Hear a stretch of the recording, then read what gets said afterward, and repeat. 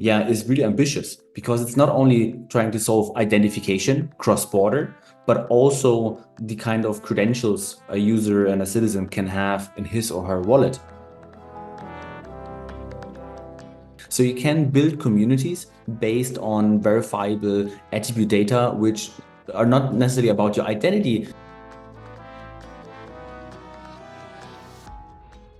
And it's really baked into the system that a relying party, if they want to ensure that the data which was presented by the user is correct, they don't need to go back to the issuer. I do think for the vast majority of people, there needs to be a third party which they can trust.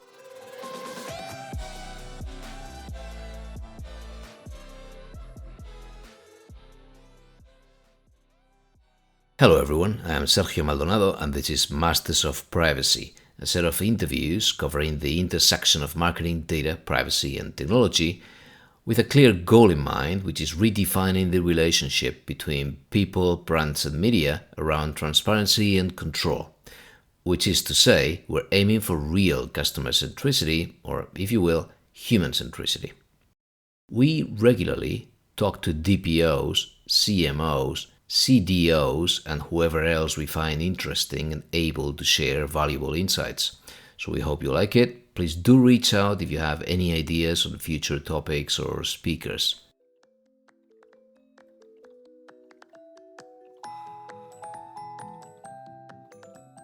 Okay, the European Commission has been pushing quite hard on the digital identity and digital wallets front.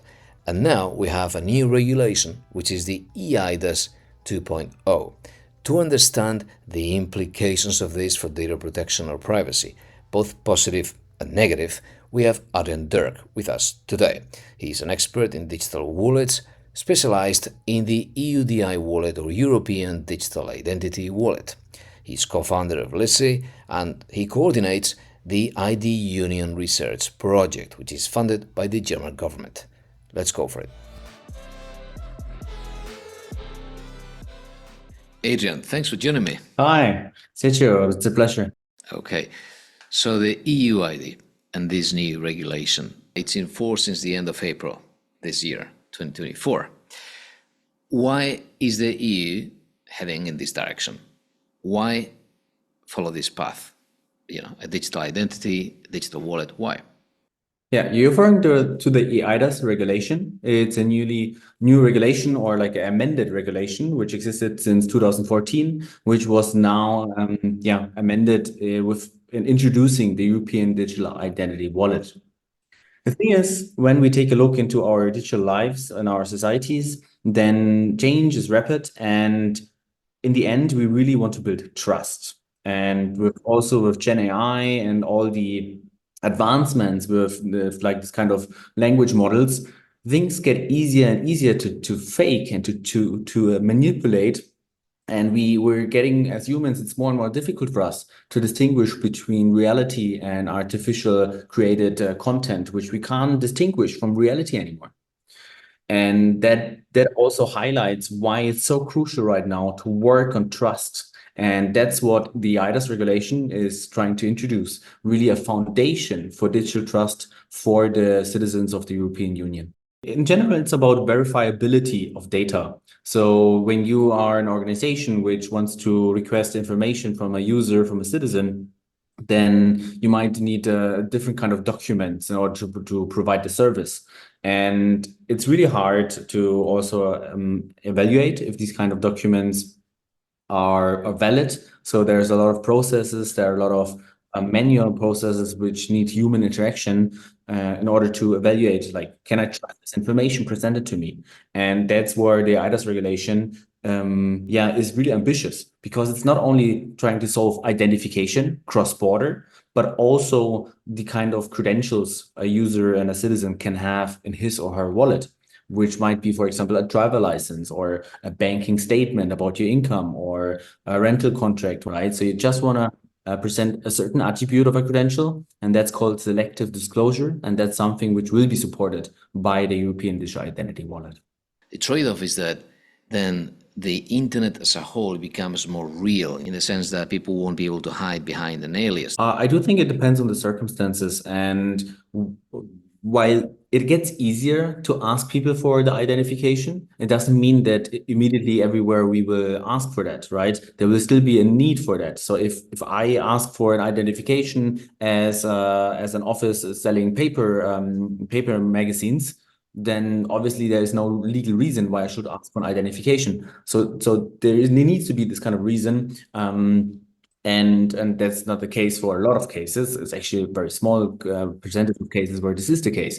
But what we could do is, for example, we could ask the person, please prove that you come from a certain region or that you have a certification for a certain profession. Are you a lawyer? And then you can participate in the lawyer forum discussing topics for lawyers, for example, right? So you can build communities based on verifiable attribute data, which are not necessarily about your identity from the traditional perspective of the foundational identity, which is kind of provided by the government, but your identity as a whole, being a father or being a certain in a certain profession. So we can get more nuance of how we build trust communities. So member states will be in charge of certifying whom? How is the process going to work? So we do have the regulation requires the European member states as well as the 3 members of the European Economic Area to provide a wallet within the next 2 years. And they will need to enable the citizens to use such a wallet. And they either have the option to provide the wallet themselves, contract a third party for it, or open the market for private entities, which then get certified by the government, which is really interesting because obviously like a good competition between different providers will probably lead to a better solution just instead of just the government providing one solution. At least that's kind of my experience from Germany. And so we're really looking forward to see how governments decide on that, if they will open the market and wallet providers will have the chance to get their wallet certified. So that's a big question, but that's actually not where we come in. So we as Lissi, we are a company providing the API software for organizations to interact with the wallet. So the wallet is an application on a smartphone for user, and this is kind of citizen wallet. There's also a wallet for the legal entities, but that's another topic. And we provide, like, as an organization, for example, a bank requesting an information from the wallet. Obviously, you need to be able to communicate with the wallet, and that's what we provide. We do provide this kind of banks and regulated entities with the necessary software, with an API backend software to order to interact, request, and issue data to and from the wallet. So sort of the middleware between whoever needs to verify parts of an identity and the actual wallet. So that takes me to this key question. What's the balance between decentralizing and keeping data in the device and sort of centralizing and helping people with not having to be so careful? So in general, we have 2 options here of the wallets for the citizens. One is the so-called edge wallet, which only lives on the device. The data is only stored on the device itself of the user, and if the user is losing the device, the data is lost as well. And the other option is the cloud wallet. So the data itself actually is either directly stored by a provider centrally, or at least in a backup provided by a provider.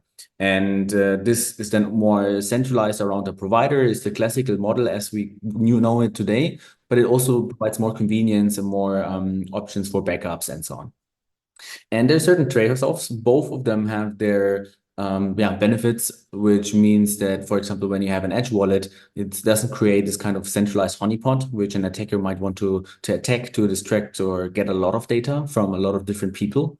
But on the other hand, let's be honest, our parents would probably not like to use an edge wallet because the backup road is really tedious. You need to invest a lot of mental energy into it in order to make sure that if you lose it, you have still access to your backup and so on. So I do think for the vast majority of people, there needs to be a third party which they can trust. This might be their bank, their notary, or some other institution which takes care of making sure that their data is not only safe but also available. And that's the huge part, because everybody is losing their phone at some point, maybe, right? So I think both should be possible, but the vast majority of people will need a certain provider facilitating this whole storage and management of data. So if you want to have this trusted third party that can both be authenticated on my behalf to call my bank, like I would do, I guess, with a single sign-on of sorts. So they would access all of my systems. They would speak to my government so they can really verify that's my age.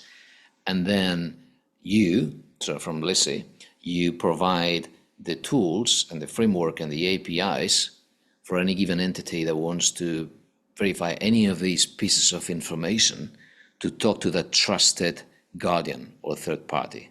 Is that correct? Not necessarily. So basically, when that's less about this kind of guardianship. That's another mechanism. But the idea is which I mentioned is correct. So if a bank, for example, wants to do an onboarding of a client, they need to do a know your customer process, so-called KYC, in order to ensure they know who they're dealing with and who's opening the bank account. And this will be possible in the future with the European Digital Identity Wallet, and the banks can use our software running it locally on their environment and use it to request the necessary information from the wallet.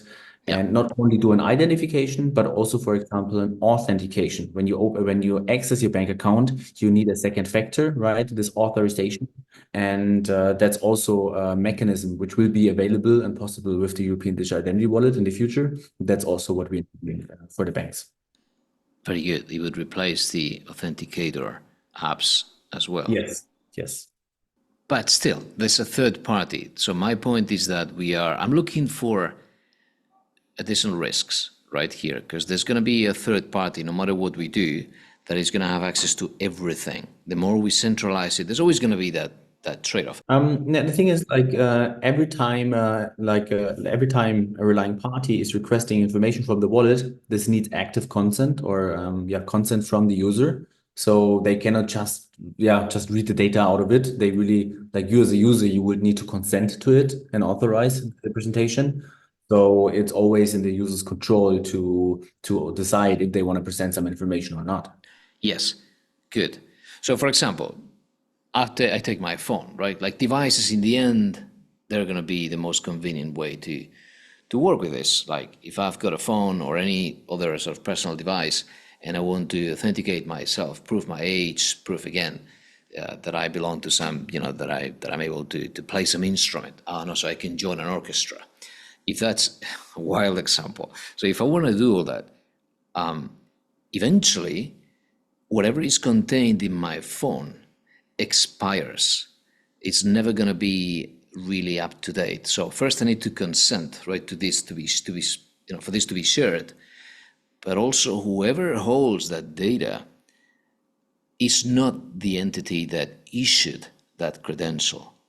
So every now and then they're going to have to ping every one of these systems. And that's a crucial point, which is really interesting. And the answer is no, they don't need to. And it's really baked into the system that a relying party, if they want to ensure that the data which was presented by the user is correct, they don't need to go back to the issuer. Right, and that's super crucial. Otherwise, you would have really like a privacy nightmare, and that's something which is built into the system, that they can verify the authenticity and the integrity of the credential presented without going back to the issuer in the first place. Just like an ID card has an expiration date, you do not need to keep querying it. Just like the IAPP privacy certificates have an expiration date, that request doesn't need to be updated. It makes sense. So it lasts for as long as the original credential would last. Yeah. So obviously there's always like the weeds of the details which you need to dig into, but in the end you have a public key infrastructure which you can set up, which the issuer can host, and then you as a relying party, you just make sure that you evaluate the key material provided by the issuer, but the issuer would not see any information of like who was using what kind of information and presenting it to whom. So this is like the crucial part of the information which we don't want to expose in the ecosystem, and that's taken care of. That we have this kind of privacy by design mechanism, that this is not possible to achieve this kind of accumulation of knowledge about actions in the ecosystem. That's obviously prevented by decentralizing it. And we do also provide a wallet, but it's not the core of our business model. And this was coming back to the differentiation of a cloud wallet and an edge wallet. If the wallet is only on the end device, on the so-called edge of the user, then we as company, we don't know we know how many people use the wallet and how many download it, but we don't actually know what they're doing with it, who they're interacting with, what kind of data they stored in it, and yeah, what they're using it for. So, and this we should not know. We should not use not only use any personal identifiable and the data of the users, but also not their activities. So that's none of our business, and we made sure to design the architecture that we don't expose any risk also. What's your thought on advantages or uselessness of relying on the blockchain for anything like this? Oh, that's was a very long discussion we had for a long time with a lot of stakeholders, and I think it's really an unnecessary discussion. I do think that decentralized public key infrastructure can provide value in a lot of areas. However, in this area, it's in the end not so important, I would say. There are aspects of the ecosystem which are way more important, like the communication protocol, which we use, use to transfer the information from one component to other, for example, from the wallet to the relying party. What protocol we're using is way more important than the question if the database which stores the public key material of the issuers is centralized or decentralized, right? This is just a detail of one of the components, which is important, but not so important that it has a huge influence over the whole ecosystem. Got it. Thank you. That's super clear. So in the end, if you had, you have a much better perspective than any of us on what's going to happen. So how do you anticipate this playing out? So this is 2026, 2027, 2028. What are we going to get rid of? And how do you envisage people using these things? So first of all, it will enable easier access to services, be it a bank account, be it a telephone, like a SIM card from your phone or insurance or whatsoever. Access to services, be it from the private or the public sector. And then we will also be able to, on the other side, on the relying party side, deal with processes way easier. We can better automate processes. We can streamline them. We can validate that we're working with the right kind of data. We can decrease the human error in these kind of processes and so on. So this will be a very big change when it comes from like the organizational perspective.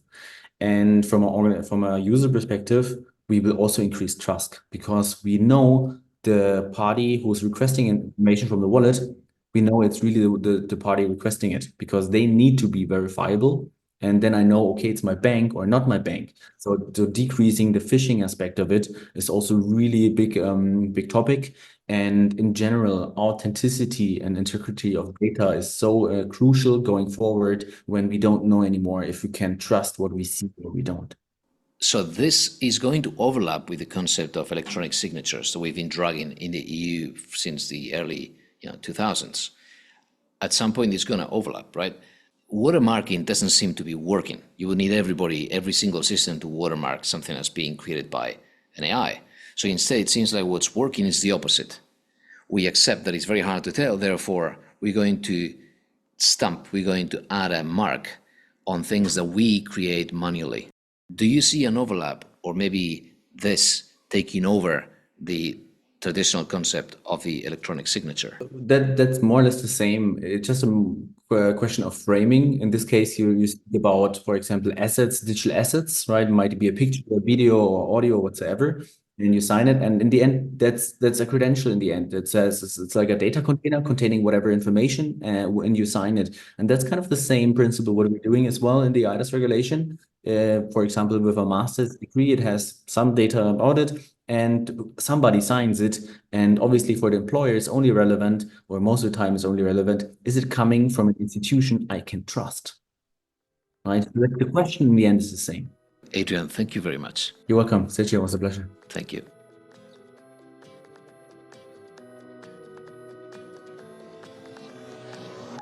Okay, that's all for today. Please follow the Masters of Privacy channel on LinkedIn if you want to find some interview transcripts, cheat sheets, and other useful resources and surprises every now and then. On top of that, episode notes and other feeds are available on mastersofprivacy.com. Thank you for listening.